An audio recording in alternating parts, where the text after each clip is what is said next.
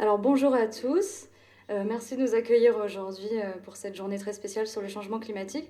Donc, je suis Sophie et Diane est avec moi aujourd'hui et nous représentons AgroParisTech et Montpellier Supagro pour la jeunesse francophone pour l'eau et le climat.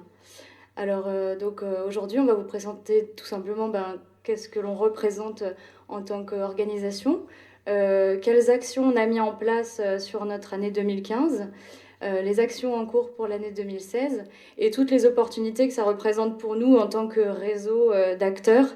Et voilà.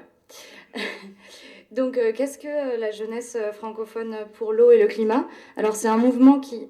Excusez-moi, je suis un peu petite. C'est un mouvement qui a été initié par le Global Water Partnership, l'Office franco-québécois de la jeunesse, le secrétariat international pour l'eau, et également le Parlement mondial de la jeunesse pour l'eau. Alors concrètement, ça représente une cinquantaine de jeunes dans différents pays, 17 pays précisément. Et c'est une délégation de jeunes qui sont engagés pour porter des projets sur la réduction des effets négatifs du changement climatique.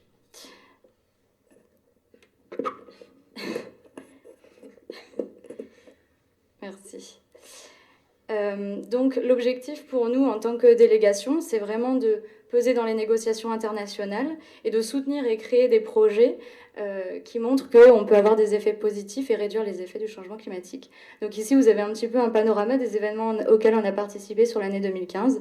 Donc parmi ces derniers, il y avait notamment l'exposition universelle de Milan, la journée internationale de l'eau en Corée et évidemment la COP 21, pendant laquelle on a présenté un livre blanc d'engagement dans lequel on retrouvait des engagements de bonnes pratiques à respecter et des recommandations sur le thème de l'agriculture, de l'eau, de la santé, du changement climatique et de la réduction des inégalités, notamment dans les pays en développement qui vont, pour certains, souffrir du changement climatique plus que d'autres.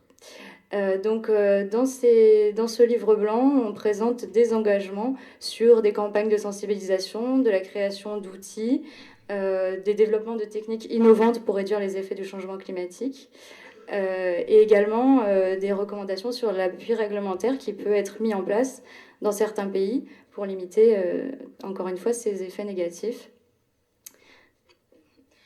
Donc nous, pour 2016, donc une nouvelle équipe. Donc on a déjà mené quelques actions depuis janvier, donc notamment des fiches actions des engagements 2015 à l'international qui ont été rédigées et la mise en place de plateformes en ligne de partage de ces actions qui a été remis à jour le 22 mars pour la journée sur l'eau.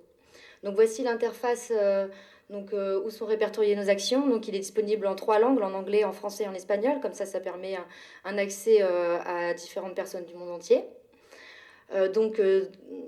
Est-ce qu'on pourrait passer la science?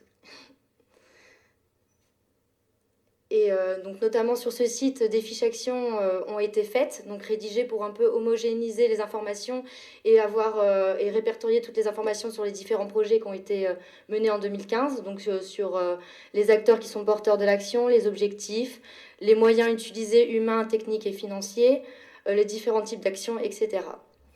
Donc les actions aussi qu'on a menées sont l'organisation d'un séminaire donc en février qui portait sur l'eau, l'agriculture et le changement climatique dans le Languedoc-Roussillon. Donc lors de ce séminaire, on avait invité plusieurs intervenants avec des profils variés comme un hydrologue, un ingénieur agronome ainsi qu'une thésarde, puis suivi d'un repas débat où on a pu un peu plus discuter avec eux de ce sujet-là. Puis également, on a réalisé des petites vidéos en anglais pour donner la parole aux jeunes. Donc dans ces vidéos, la question qui était posée, c'était quels sont les enjeux liés à l'eau par rapport au changement climatique selon vous?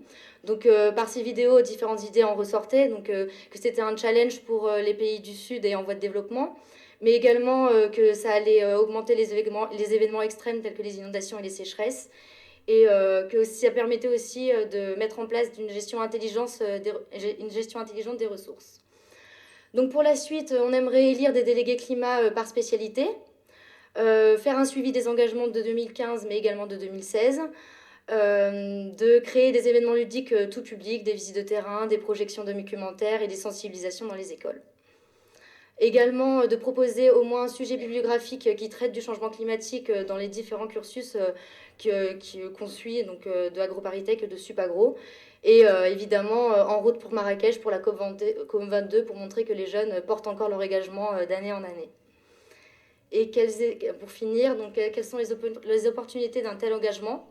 Donc ça touche tout secteur d'activité, ça permet de multiplier les initiatives scientifiques nationales, européennes et internationales, mais également promouvoir un engagement progressif et affirmer des politiques publiques, d'essayer de motiver le secteur privé à investir et à innover, et permettre de créer un réseau d'acteurs partenaires pour une volonté d'agir pour le changement climatique.